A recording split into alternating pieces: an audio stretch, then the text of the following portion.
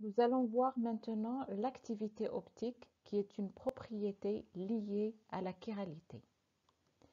Comme nous avons vu précédemment, quand une molécule possède un carbone asymétrique, il existe deux arrangements différents dans l'espace qui correspondent à deux énantiomères, on vient de voir, qui sont images l'un de l'autre dans un miroir. Alors la question qu'on se pose, c'est que ces deux molécules diffèrent par quoi? Si on considère les propriétés physiques, c'est-à-dire le point d'ébullition, les points de fusion, la solubilité, etc., ces propriétés sont les mêmes. Les propriétés chimiques sont également les mêmes dans un milieu qui n'est pas chiral, c'est-à-dire un milieu achiral. Alors les propriétés physiques, on a dit qu'elles étaient les mêmes, sauf une seule. C'est l'action sur la lumière polarisée. Ces deux molécules n'ont pas la même action sur la lumière polarisée. Ces deux molécules chirales possèdent des activités optiques ou pouvoirs rotatoires qui sont différents. Alors cette propriété qui est l'activité optique, elle peut être mesurée par un appareil qu'on appelle polarimètre. Donc qu'est-ce que c'est l'activité optique? Si on regarde le schéma suivant, on voit que lorsqu'on a de la lumière naturelle ou bien de la lumière d'une lampe à incandescence, c'est une lumière qui n'a pas de direction privilégiée.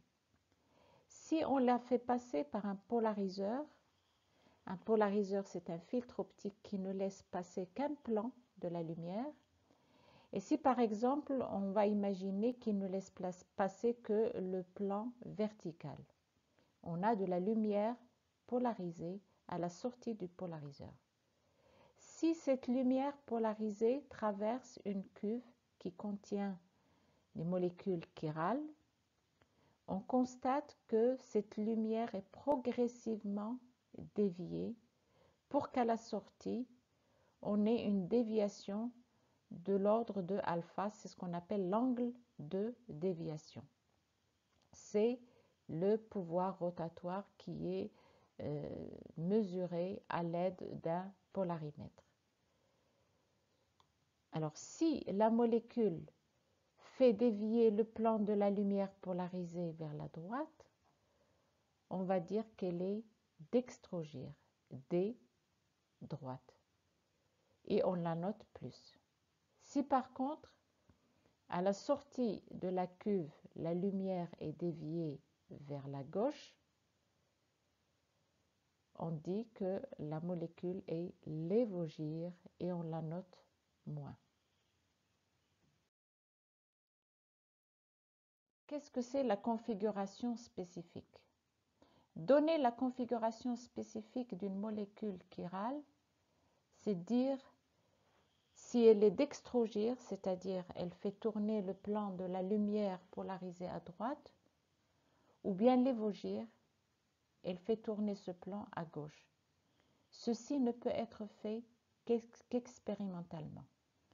Alors vous imaginez qu'on ne va pas à chaque fois faire l'expérience quand on veut faire la différence ou reconnaître la différence entre deux molécules. Pour cela, il existe des règles et des conventions qui permettent de différencier entre les molécules chirales, de faire par exemple la différence entre deux énantiomères et de donner des configurations qui ne sont pas spécifiques, mais des configurations qui sont absolues. Alors donc, les configurations absolues des carbones asymétriques, qu'est-ce que c'est et comment peut-on les déterminer? Un carbone asymétrique peut avoir deux configurations absolues. R, qui vient de rectus, ça veut dire droite en latin, ou bien S, sinister, qui veut dire gauche en latin. Une remarque très importante, c'est qu'il n'y a pas de relation entre les configurations spécifiques qu'on a vues et qui sont définies expérimentalement, à savoir dextrogire D ou lévogir. Il n'y a aucune relation entre ces configurations spécifiques et les configurations absolues qui, elles, sont conventionnelles, et ce sont les configurations R ou S. Ça veut dire qu'on peut trouver une molécule qui a la configuration R, mais qui est soit dextrogir ou lévogir. Et pareil pour S. Pour déterminer la configuration absolue d'un carbone asymétrique, la première étape est le classement des substituants de ce carbone selon les règles séquentielles de Kahn, Ingold et Prelog. La règle numéro 1 de Kahn, Ingold et Prelog nous dit qu'il faut regarder les atomes directement liés au carbone asymétrique et les classer suivant l'ordre décroissant de Z, c'est-à-dire leur numéro atomique. Regardons ceci sur un exemple. Nous avons donc un carbone asymétrique lié à Br, Cl, CH3 et H. On regarde uniquement les atomes directement liés au carbone asymétrique qui sont donc le brome, le chlore, le carbone et H. Et on les classe selon Z. Le brome est bien entendu prioritaire. Ensuite vient le chlore avec son Z égal à 17, puis le carbone avec son Z égal à 6, et enfin l'hydrogène. Donc on place les numéros sur les différents substituants. Si maintenant les atomes directement liés au carbone asymétrique sont les mêmes, c'est-à-dire s'ils ont le même numéro atomique Z, la règle numéro 2 nous dit qu'il faut développer l'écriture au deuxième rang et comparer. Si on ne trouve pas de différence, il faut développer au troisième rang et ainsi de suite jusqu'à ce qu'on arrive à une différence. Et là, on compare et on classe. On va voir cela sur un exemple. Une molécule avec un carbone asymétrique, les 4 substituants sont bien sûr différents, mais les atomes directement liés au carbone asymétrique sont les mêmes. Sur cet exemple, nous avons donc un carbone avec 4 substituants différents. Le substituant A, c'est un CH2OH, B, c'est CH3, C, c'est CH2CH3 et D, CH2, CH2, CH3. C'est donc un carbone asymétrique. Si on veut classer les substituants de ce carbone asymétrique selon les règles de Kahn, Ingold et Prelog, on va appliquer la première règle, c'est-à-dire regarder les atomes directement liés au carbone asymétrique. C'est ce qui est schématisé par le cercle rouge. On constate que pour ce premier rang, tous les atomes sont les mêmes, c'est des carbones. Donc, on ne peut pas classer au premier rang. La règle numéro 2 nous dit qu'il faut développer au deuxième rang qui est schématisé par le cercle bleu. Et donc ici, on regarde les substituants des différents carbones du rang numéro 1. Pour le substituant A, le carbone est lié à 2 hydrogènes et un oxygène, mais on va marquer l'oxygène en haut et les 2 hydrogènes plus bas, c'est-à-dire que c'est par Z décroissant. C'est plus facile pour la comparaison et le classement. On va le voir. Pour le substituant petit b, le carbone est lié à 3 hydrogènes. Pour le substituant petit c, le carbone est lié à 2 hydrogènes et un carbone. Et là également, on va mettre d'abord le carbone, puis les 2 hydrogènes. Pareil pour le substituant D, qui est lié donc à un carbone et 2 hydrogènes. Au deuxième rang, est-ce qu'on peut classer? Comment on va faire? On regarde les atomes qu'on a mis en haut.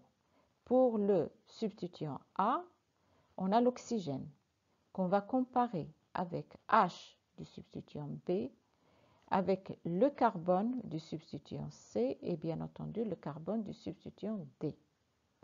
On constate donc que on peut classer le substituant A et B, puisque O a le numéro atomique le plus élevé, donc c'est le prioritaire. Le substituant A est prioritaire. Pour le substituant B, il a le numéro atomique le moins élevé, donc c'est le moins prioritaire. Par contre, on n'arrive pas à classer les deux substituants C et D, puisqu'on a la même chose. Et là, la règle numéro 2 nous dit qu'il faut continuer à développer jusqu'à ce qu'on trouve la différence. Donc, on va développer au troisième rang, qui est schématisé par le cercle vert. Pour le substituant A, l'oxygène est lié à H. Ici, une remarque importante, c'est qu'il faut respecter la valence des atomes. Vous voyez bien que pour les carbones, on a à chaque fois 4 liaisons et que pour l'oxygène, on a 2 liaisons conformément à sa valence qui est égale à 2. Pour le substituant B, on n'a rien au troisième rang. Et pour le substituant C, le carbone est lié à 3 hydrogènes. Pour le substituant D, le carbone est lié à un méthyle et 2 hydrogènes, donc il est lié à un carbone et 2 hydrogènes. Et là, au troisième rang, on constate qu'il y a une différence. On peut classer. Le carbone est prioritaire à l'hydrogène, donc au troisième rang, le substituant D est finalement prioritaire au substituant C. En conclusion pour ce classement, bon là on a mis les hydrogènes pour respecter la valence du carbone. Donc en conclusion, selon CIP, Canigol-Desprelog, le substituant A est prioritaire, il est classé 1. Ensuite vient le D, 2. Ensuite C qui est classé 3e. Et le 4e, c'est le substituant petit b.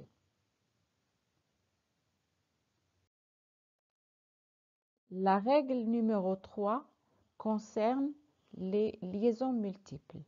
Si dans un substituant, on a des doubles ou des triples liaisons, comment on va faire? On nous dit que une double liaison doit être considérée comme l'équivalent de 2 liaisons simples et une triple liaison comme l'équivalent de 3 liaisons simples. On va voir ceci sur un exemple. Si vous avez le substituant CHO parmi les 4 substituants du carbone asymétrique et que vous voulez le développer selon les règles de Cannes-Ingold-Desprelog, vous avez une double liaison. Comment vous allez faire? Au premier rang, c'est clair, vous avez un carbone, mais au deuxième rang, vous avez l'oxygène doublement lié au carbone. En appliquant la règle 3, on va donc écrire ceci. Au premier rang, on a un carbone et on va considérer la double liaison comme si c'était 2 liaisons simples avec un oxygène et un autre oxygène entre crochets. Si le développement au deuxième rang ne permet pas de classer et qu'on est obligé de développer au troisième rang, on regarde cet oxygène. Tout ce qu'il a comme liaison, c'est la double liaison avec le carbone. On va donc considérer que cette double liaison, c'est l'équivalent de 2 liaisons simples. On a déjà la première liaison qui est marquée avec le carbone. On marque la seconde avec un autre carbone entre crochets. L'oxygène entre crochets n'existe pas. Selon les règles de Canning-Gold-Desprelog, on va considérer qu'il est lié à un atome de numéro atomique nul. Remarquez ici le respect de la valence. L'oxygène toujours avec 2 liaisons. Donc ça, c'est le troisième rang. Si maintenant on a besoin de développer au quatrième rang pour classer, l'atome entre crochets est lié à des atomes de numéro atomique nul. On en écrit 3 pour respecter la valence du carbone. Prenons un autre exemple. ces triples liaisons N. Au premier rang, donc, on a le carbone et on va considérer que la triple liaison, c'est l'équivalent de 3 liaisons simples, une avec l'azote et les deux autres avec des azotes entre crochets. Si on a besoin de développer au rang suivant, en respectant la valence de l'azote et en regardant le groupement, on voit que l'azote est lié par une triple liaison au carbone. En considérant que la triple liaison, c'est l'équivalent de 3 liaisons simples, on a la première liaison avec le carbone qui est déjà marquée, donc on rajoute deux autres liaisons simples avec des carbones entre crochets. Pour les azotes qui sont entre crochets, ils sont liés à des atomes de numéro atomique nul. On en écrit 2 pour respecter la valence de l'azote. Voilà. Si on veut développer au quatrième rang, comme pour l'exemple précédent, le carbone entre crochets est lié à 3 autres atomes de numéro atomique nul, ce qui donne 4 liaisons en tout pour chaque atome de carbone.